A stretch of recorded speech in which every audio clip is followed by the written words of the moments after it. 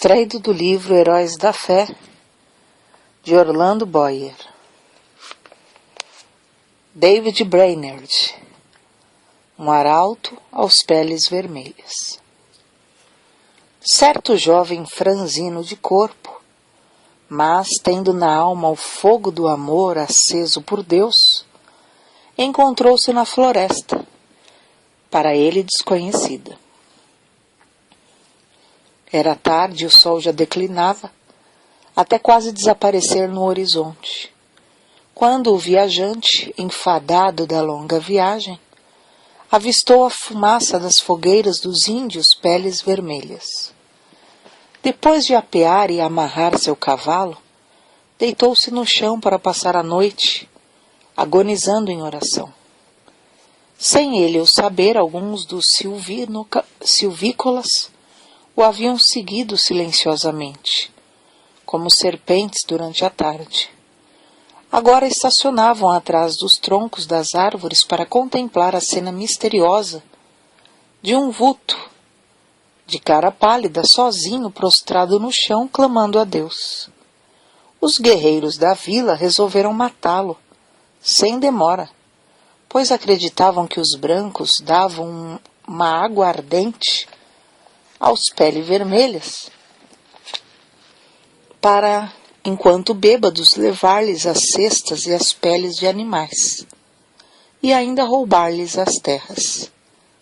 Mas depois de cercarem furtivamente o missionário que orava, prostrado, e o ouvirem clamando ao grande Espírito, insistindo que lhe salvasse a alma, eles partiram tão secretamente como chegaram. No dia seguinte, o moço, não sabendo o que acontecera em redor, enquanto orava no ermo, foi recebido na vila de uma maneira não esperada. No espaço aberto entre as wigwams, barracas de peles, os índios cercaram o moço que, com o amor de Deus ardendo na alma, leu o capítulo 53 de Isaías. Enquanto pregava, Deus respondendo à sua oração da noite anterior, e os silvícolas ouviram o sermão, com lágrimas nos olhos. Esse cara pálida chamava-se David Brainerd, nasceu em 20 de abril de 1718. Perdeu o pai aos 9 anos de idade, e a mãe, filha de um pregador, aos 14 anos. Acerca de sua luta com Deus, no tempo da sua conversão, tinha então 20 anos de idade. Ele escreveu: Designei um dia para jejuar e orar, e passei esse dia clamando quase incessantemente a Deus. Pedi-lhe misericórdia e que ele abrisse meus olhos para a enormidade do pecado e o caminho para a vida em Jesus Cristo. Contudo, continuei a confiar nas boas obras. Então, uma noite, andando na roça, me foi dada uma visão da grandeza do meu pecado, parecendo-me que a terra se abrira por baixo dos meus pés para me sepultar, e que a minha alma iria ao inferno antes de eu chegar em casa.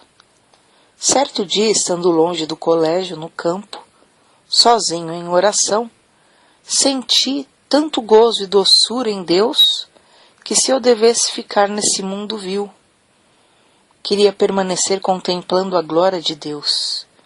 Senti na alma um profundo amor ardente para com todos os homens e anelava que eles desfrutassem desse mesmo amor.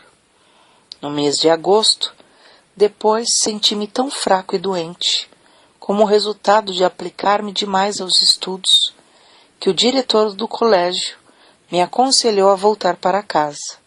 Estava tão fraco que tive algumas hemorragias. Senti-me perto da morte. Mas Deus renovou em mim o conhecimento e o gosto pelas coisas divinas.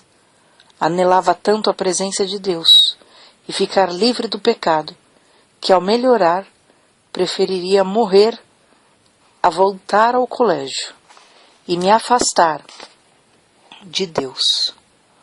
Uma hora com Deus excede infinitamente todos os prazeres do mundo. De fato, depois de voltar ao colégio, Brainerd esfriou em espírito, mas o grande avivamento dessa época alcançou a cidade de New Haven, o colégio de Yale e o coração de David Brainerd. Ele tinha o costume de escrever diariamente uma relação dos acontecimentos mais importantes da sua vida. E é por esses diários que sabemos de sua vida íntima, de profunda comunhão com Deus. Os poucos trechos seguintes servem como amostras do que ele deixou registrado e revelam algo de sua luta com Deus enquanto estudava para o ministério.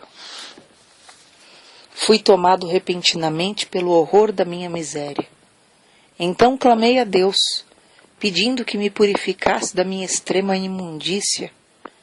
Depois a oração se tornou muito preciosa para mim. Ofereci-me alegremente para passar os maiores sofrimentos pela causa de Cristo, mesmo que fosse para ser desterrado entre os pagãos, desde que pudesse ganhar suas almas. Então Deus me deu o espírito de lutar em oração pelo reino de Cristo no mundo. Retirei-me cedo de manhã para a floresta, e foi-me concedido fervor em rogar pelo avanço do reino de Cristo no mundo. Ao meio-dia, ainda combatia em oração a Deus e sentia o poder do divino amor na intercessão. Passei o dia em jejum e oração, implorando que Deus me preparasse para o ministério, me concedesse auxílio divino e direção, e me enviasse para a seara, no dia designado por Ele. Pela manhã, senti poder na intercessão, pelas almas imortais e pelo progresso do reino do querido Senhor e Salvador no mundo. À tarde, Deus estava comigo de verdade. Quão bendita a sua companhia! Ele me concedeu agonizar em oração até ficar com a roupa encharcada de suor, apesar de eu me achar na sombra e de soprar um vento fresco. Sentia minha alma grandemente extenuada pela condição do mundo. Esforçava-me para arrebatar multidões de almas. Sentia-me mais dilatado pelos pecadores do que pelos filhos de Deus. Contudo, anelava gastar a minha vida clamando por ambos. Passei 2 horas agonizando pelas almas imortais. Apesar de ser ainda muito cedo, meu corpo estava molhado de suor.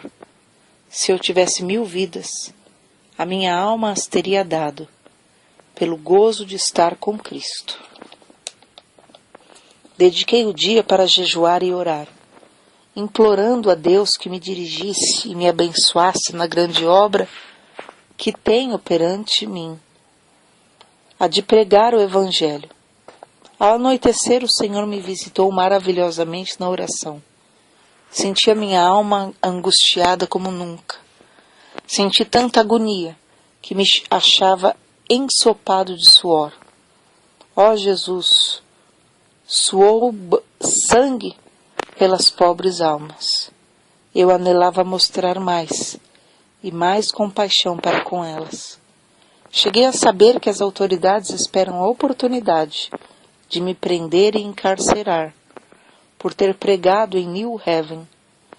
Fiquei mais sóbrio e abandonei toda a esperança de travar amizade com o mundo. Retirei-me para um lugar oculto na floresta e coloquei o caso perante Deus. Completados os seus estudos para o ministério, ele escreveu: preguei o sermão de despedida ontem à noite. Hoje pela manhã, orei em quase todos os lugares por onde andei. E depois de me despedir dos amigos, iniciei a viagem para o Babit dos Índios, o habitat dos índios. Essas notas revelam em parte a sua luta com Deus, enquanto estudava para o ministério. Um dos maiores pregadores atuais, referindo-se a esse diário, declarou: foi Brainerd que me ensinou a jejuar e orar. Cheguei a saber que se fazem maiores coisas por meio de contato cotidiano com Deus do que por pregações.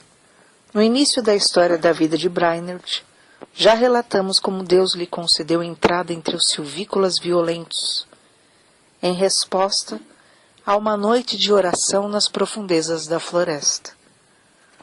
Mas, apesar de os índios lhe darem toda a hospitalidade, concedendo-lhe um lugar para dormir, sobre um pouco de palha, e ouvirem o sermão comovidos, Brainerd não estava satisfeito e continuava a lutar em oração, como revela seu diário. Continuo a sentir-me angustiado. À tarde preguei ao povo, mas fiquei mais desanimado acerca do trabalho do que antes. Receio que seja impossível alcançar as almas. Retirei-me e derramei a minha alma pedindo misericórdia, mas sem sentir alívio. Completo 25 anos de idade hoje. Dói-me a alma ao pensar que vivi um pouco para a glória de Deus. Passei o dia na floresta sozinho, derramando a minha queixa perante o Senhor. Cerca das 9 horas saí para orar na mata. Depois do meio-dia percebi que os índios estavam se preparando para uma festa e uma dança. Em oração senti o poder de Deus e a minha alma extenuada, como nunca antes na minha vida. Senti tanta agonia e insisti com tanta veemência que ao levantar-me só consegui andar com dificuldade. O suor corria-me pelo rosto e pelo corpo. Reconheci que os pobres índios se reuniam para adorar demônios e não a Deus. Esse foi o motivo de eu clamar ao Senhor, que se apressasse em frustrar a reunião idólatra. Assim passei a tarde orando incessantemente, pedindo o auxílio divino para que eu não confiasse em mim mesmo. O que experimentei enquanto orava foi maravilhoso. Parecia-me que não havia nada de importância em mim, a não ser a santidade de coração e vida e o anelo pela conversão dos pagãos a Deus. Desapareceram todos os cuidados, receios e anelos.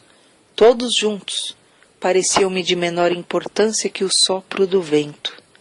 Anelava que Deus adquirisse para si um nome entre os pagãos, e lhe fiz o meu apelo com a maior ousadia, insistindo em que ele reconhecesse que eu o preferia à minha maior alegria.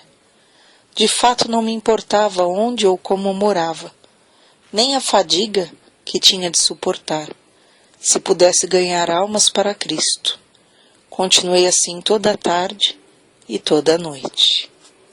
Assim, revestido, Brainerd, pela manhã, voltou da mata para enfrentar os índios, certo de que Deus estava com ele, como estivera com Elias no Monte Carmelo. Ao insistir com os índios para que abandonassem a dança, eles, em vez de matá-lo, desistiram da orgia e ouviram a sua pregação de manhã e à tarde. Depois de sofrer como poucos sofrem, depois de se esforçar de noite e de dia, depois de passar horas inumeráveis em jejum e oração, depois de pregar a palavra a tempo e fora de tempo, por fim, abriram-se os céus e caiu fogo. O seguinte excertos do seu diário descrevem alguma dessas experiências gloriosas. Passei a maior parte de dia em oração, pedindo que o Espírito fosse derramado sobre o meu povo.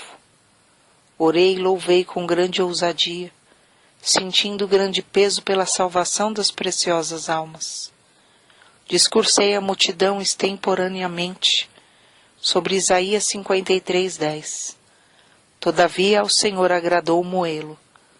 Muitos dos ouvintes entre a multidão de 3 a 4 mil ficaram comovidos, a ponto de haver um grande pranto, como o pranto de Adadrimon. Ver Zacarias 12:11.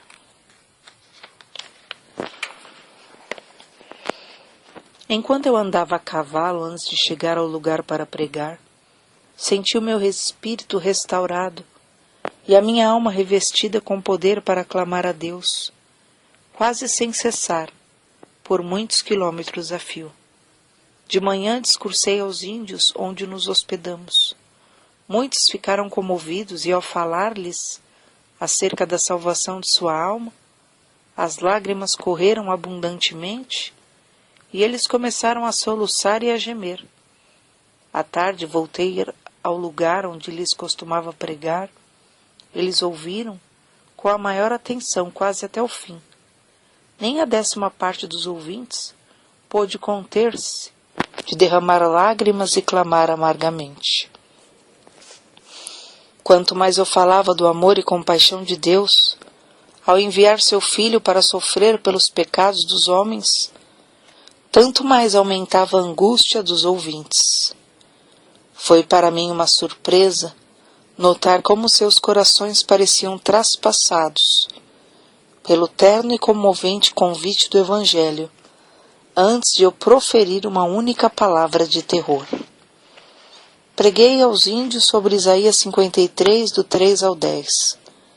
Muito poder acompanhava a palavra, e houve grande convicção entre os ouvintes. Contudo, não tão geral como no dia anterior. Mas a maioria ficou comovida, e em grande angústia de alma. Alguns não podiam caminhar, nem ficar em pé. Caíam no chão, como se tivessem o coração traspassado, e clamavam sem cessar, pedindo misericórdia. Os que vieram de lugares distantes foram levados logo à convicção, pelo Espírito de Deus. À tarde preguei sobre Lucas 15, versículo 16 a 23. Havia muita convicção visível entre os ouvintes, enquanto eu discursava. Mas, ao falar particularmente depois a alguns que se mostravam comovidos, o poder de Deus desceu sobre o auditório como um vento veemente e impetuoso, e varreu tudo de uma maneira espetacular. Fiquei em pé admirado da influência que se apoderou do auditório, quase totalmente. Parecia mais que qualquer outra coisa a força irresistível de uma grande correnteza, ou dilúvio crescente, que derrubava e varria tudo o que encontrava na frente. Quase todos oravam e clamavam pedindo misericórdia, e muitos não podiam ficar em pé. A convicção que cada um sentiu foi tão grande que pareciam ignorar por completo os outros em redor, mas cada um continuava a orar por si mesmo.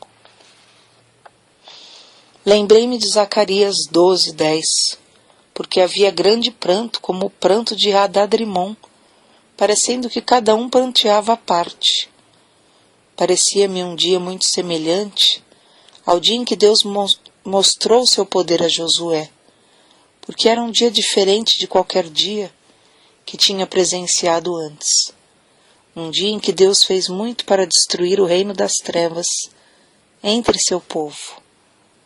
É difícil reconhecer a magnitude da obra de Davi Brainerd. Entre as diversas tribos de índios, nas profundezas das florestas, ele não entendia os seus idiomas. Se lhes transmitia a mensagem de Deus ao coração, deveria achar alguém que pudesse servir como intérprete. Passava dias inteiros, simplesmente orando para que viesse sobre ele o poder do Espírito Santo, com tanto poder que esse povo não pudesse resistir à mensagem. Certa vez teve que pregar por meio de um intérprete, tão bêbado que quase não podia ficar em pé. Contudo, dezenas de almas foram convertidas por meio desse sermão. Ele andava às vezes perdido de noite no ermo, apanhando chuva e atravessando montanhas e pântanos. Franzino de corpo, cansava-se nas viagens. Tinha de suportar o calor do verão e o intenso frio do inverno. Dias a fio, passava-os com fome. Já começava a sentir a saúde abalada e estava a ponto de casar-se. Sua noiva era Jerusa Edwards, filha de Jonatas Edwards, e estabelecer um lar entre os índios convertidos, ou voltar e aceitar o pastorado de uma igreja que o convidava. Porém reconhecia que não podia viver por causa da sua doença mais que 1 ou 2 anos, e resolveu então arder até o fim. Assim, depois de ganhar a vitória em oração, clamou: Eis-me aqui, Senhor, envia-me a mim, até os confins da terra. Envia-me aos selvagens do ermo. Envia-me para longe de tudo que se chama conforto da terra. Envia-me mesmo para a morte, se for no teu serviço, e para promover o teu reino. Adeus, amigos e confortos terrestres, mesmo os mais anelados de todos. Se o Senhor quiser, gastarei a minha vida até os últimos momentos em cavernas e covas da terra, se isso servir para o progresso do reino de Cristo. Foi nessa ocasião que escreveu: Continuarei lutando com Deus em oração pelo rebanho aqui, e especialmente pelos índios em outros lugares, até a hora de deitar-me. Oh, como senti ser obrigado a gastar o tempo dormindo. Anelava ser uma chama de fogo, constantemente ardendo no serviço divino e edificando o reino de Deus, até o último momento, o momento de morrer. Por fim, depois de 5 anos de viagens árduas no ermo, de aflições inumeráveis e de sofrer dores incessantes no corpo, David Brainerd, tuberculoso, com as forças físicas quase inteiramente esgotadas, conseguiu chegar à casa de Jonathan Edwards. O peregrino já completara sua carreira terrestre e esperava o carro de Deus para levá-lo à glória. Quando, no seu leito de sofrimento, viu alguém entrar no quarto com a Bíblia e exclamou: Oh, o querido livro! Breve hei de vê-lo aberto. Os seus mistérios me serão então desvendados. Suas forças físicas minguavam, e ele falava com mais e mais dificuldade, mas sua percepção espiritual parecia aumentar. Fui feito para a eternidade. Como anelo estar com Deus e prostrar-me perante Ele. Oh, que o Redentor pudesse ver o fruto do trabalho da sua alma e ficar satisfeito. Oh, vem, Senhor Jesus, vem depressa. Amém. E foi assim que dormiu no Senhor. Depois desse acontecimento, Jerusa Edwards começou a murchar como uma flor, e 4 meses depois, também foi morar na cidade celeste. De um lado do seu túmulo está o de seu noivo, David Brainerd, e de outro lado está o túmulo de seu pai, Jonathan Edwards. O desejo veemente da vida de David Brainerd era o de arder como uma chama por Deus, até o último momento, como ele mesmo dizia. Anelo ser uma chama de fogo, constantemente ardendo no serviço divino, até o último momento, o momento de falecer. Brainerd findou a sua carreira terrestre aos 29 anos. Contudo, apesar de sua grande fraqueza física, fez mais que a maioria dos homens faz em 70 anos. Sua biografia, escrita por Jonathan Edwards e revisada por John Wesley, teve mais influência sobre a vida de A. J. Gordon do que qualquer outro livro, exceto a Bíblia. Guilherme Carey leu a história que narra sua obra e consagrou sua própria vida ao serviço de Cristo. E nas trevas da Índia, Robert McCheyne leu o Diário de Davi e gastou sua vida entre os judeus. Henrique Martin leu a sua biografia e decidiu consumir-se dentro de um período de 6 anos e meio na Pérsia, a serviço do Mestre. O que Davi escreveu a seu irmão Israel Brainerd é para nós um desafio à obra missionária.